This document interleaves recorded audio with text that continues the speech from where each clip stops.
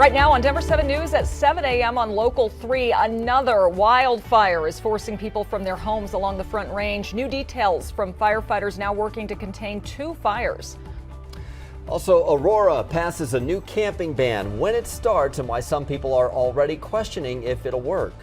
And we have an update from Broncos CEO Joe Ellis about the damage caused by a fire that broke out at Empower Field last week. We're hearing about how much it could cost to repair.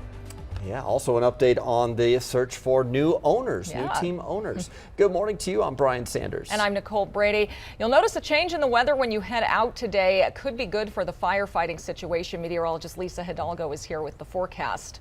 I know it's hard to say no to the 80s and sunshine, right? But yeah, you're right. We did need this higher humidities. Fire danger is going to be a lot lower today. Cooler temperatures. You can see how wet it is there in Glenwood Springs. We're seeing a rain-snow mix on the western slope, and that wet weather now gradually starting to move east. So we're going to start to see a few rain showers here within the next few hours. Here by mid-morning, expecting some wet roads. Heavy snow from the storm is going to be in the mountains, and above about 10,000 feet, we could pick up around 5 to 10 inches of snow here within the next 24 hours. Between now and early tomorrow morning. As far as temperatures go, it's about 25 to near 30 degrees colder today. We're in the upper 40s to low 50s now, and that's where we're going to, well, basically stay through early afternoon.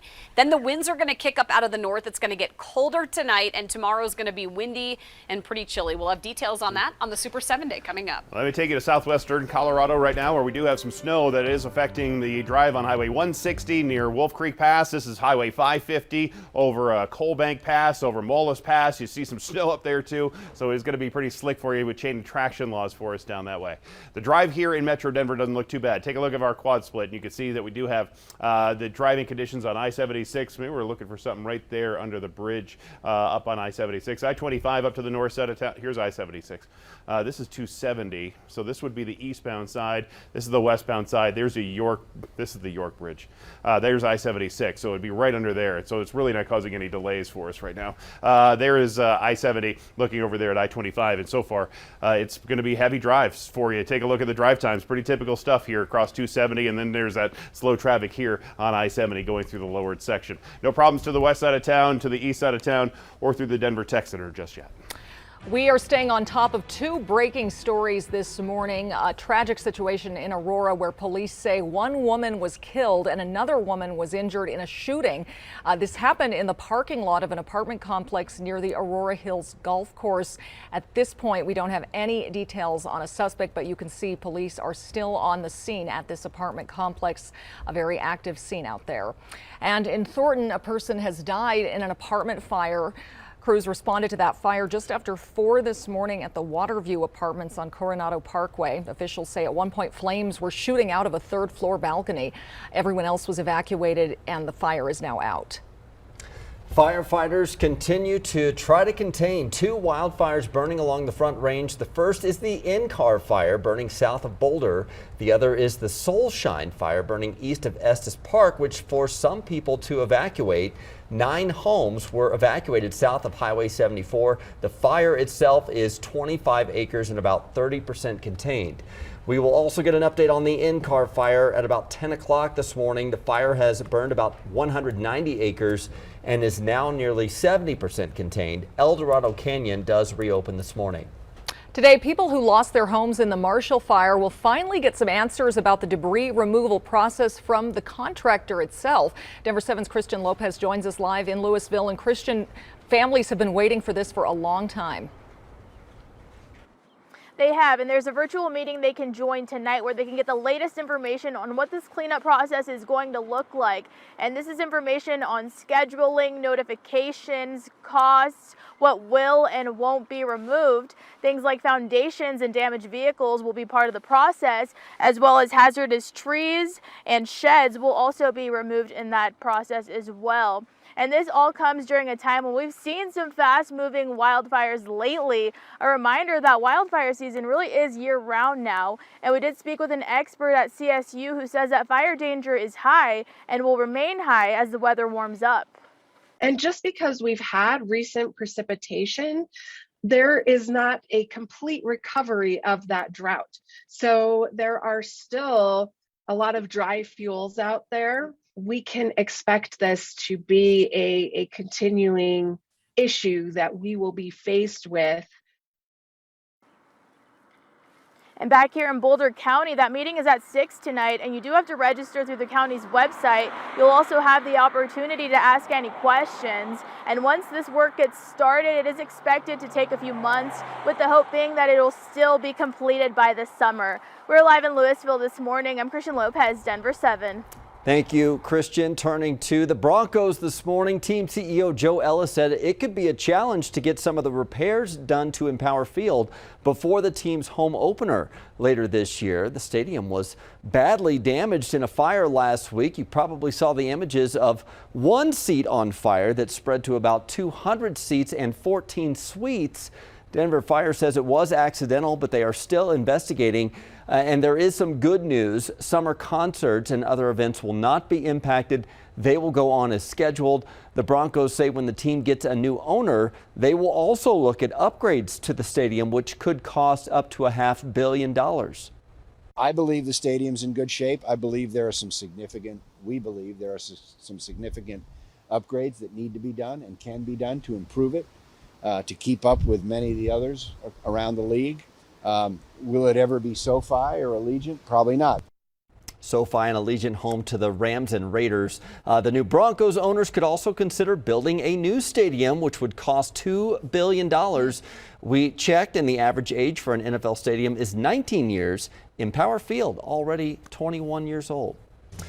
Here's a live look at old Empower Field this morning, which is pretty quiet right now, but the team has found their new head coach and quarterback. It still needs the owner. Yeah, let's bring in Denver 7's Veronica ACOSTA. Veronica, Joe Ellis in Florida yesterday, also giving us a bit of an update on that search. So here's the good news. Having a new owner for the Broncos, still very realistic. At least that's what Joe Ellis, the Broncos president and CEO, said yesterday. And that was all during this NFL annual meeting that was happening. Ellis said he's confident his target of sealing the deal on that new owner by September is very much on target and can be met.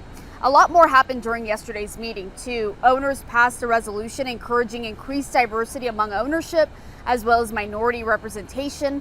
Of course, this directly impacts the Broncos because the team is up for sale. The league also made it very clear they want whoever buys the Broncos to be the face of the league. They want them up on the stage.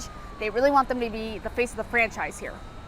We want a person that is going to be present and is going to be engaged and not be distant from his or her franchise. Be very visible, be very present, and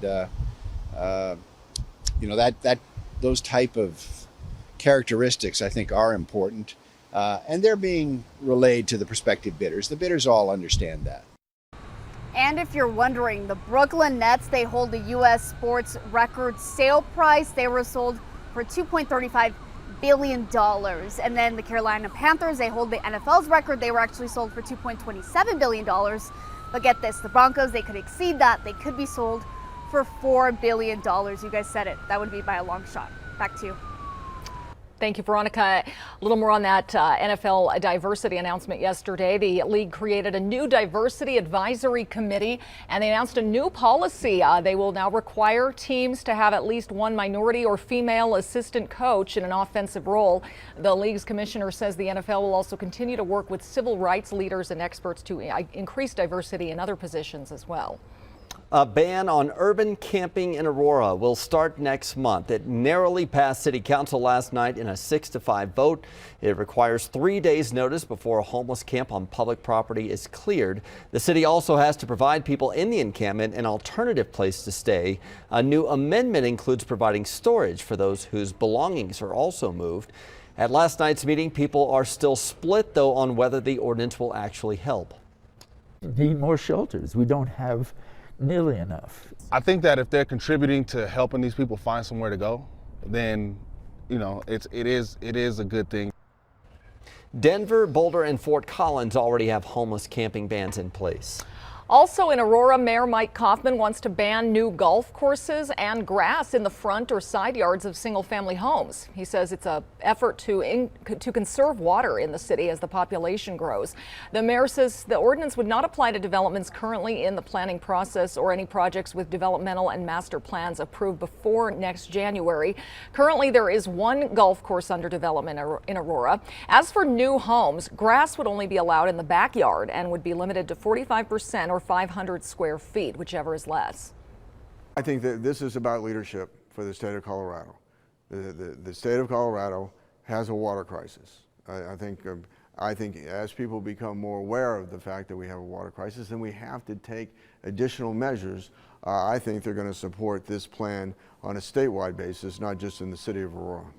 Kaufman said the proposal has the unanimous support of committee members. It'll go to a study session before heading to the full city council for a vote. Glendale could become the next big date night destination. We're getting a first look at the entertainment district planned and when it could open. And a historic Oscar win felt around the world. How CODA has impacted the deaf community here in Colorado.